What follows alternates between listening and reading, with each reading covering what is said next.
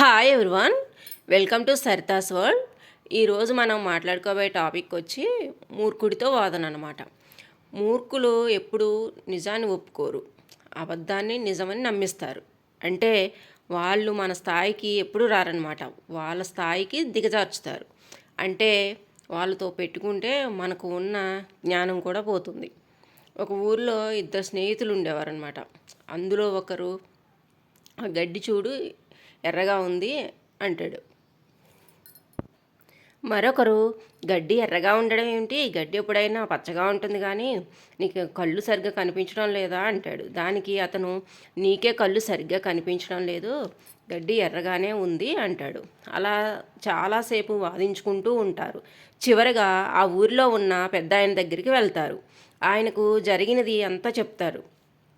చూడండి, ఇతను చాలా మూర్ఖుల్లా ఉన్నాడు, గడ్డి ఎక్కడైనా ఎర్రగా ఉంటుందా అని అడుగుతాడు. దానికి ఆ పెద్ద ఆయన, మూర్ఖుడు అతను కాదు నువ్వే అని చెప్తాడు. దాంతో ఇతను చాలా ఆశ్చర్యపోయి, ఈయనేంటి నన్ను ఇలా మూర్ఖుడు అంటున్నాడు అని మనసులో అనుకుంటాడు. ఆ మరొక వ్యక్తి మాత్రం చాలా గర్వంగా నవ్వుకుంటూ అక్కడి నుంచి వెళ్ళిపోతాడు.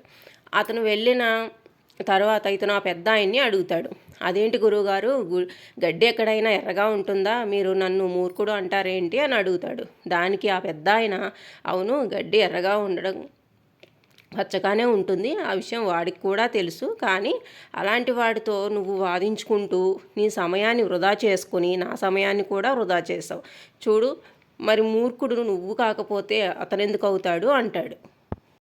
దాంతో ఈ వ్యక్తికి జ్ఞానోదయం అయ్యి, నన్ను క్షమించండి గురువుగారు, ఇంకెప్పుడు మూర్ఖుడితో వాదించి నా సమయాన్ని వృధా చేసుకోను అంటాడు. ఈ కథలో నీతి ఏమిటంటే, మూర్ఖులు ఎప్పుడూ మన స్థాయికి రారు, వాళ్ళ స్థాయికి లాగుతారు. అది తప్పు అని వారికి తెలిసినా నా మాటే నెగ్గాలి అన్న పంతంతో వాళ్ళు అలా మాట్లాడతారు. అలాంటి వారితో వాదన పెట్టుకుని మనకున్న జ్ఞానాన్ని పోగొట్టుకోకూడదు. ప్రతి చోట ఇలాంటి వాళ్ళు ఉంటూనే ఉంటారు. అలాంటి వారిని ఇగ్నోర్ చేసి మన పని మనం చేసుకోవాలి. అప్పుడు మనసుకు ప్రశాంతంగా ఉంటుంది. ఈ వీడియో నచ్చితే ప్లీజ్ సబ్స్క్రైబ్ చేసుకోండి. మరొక స్టోరీతో మరొక వీడియోలో మళ్ళీ కలుద్దాం. Thanks for watching.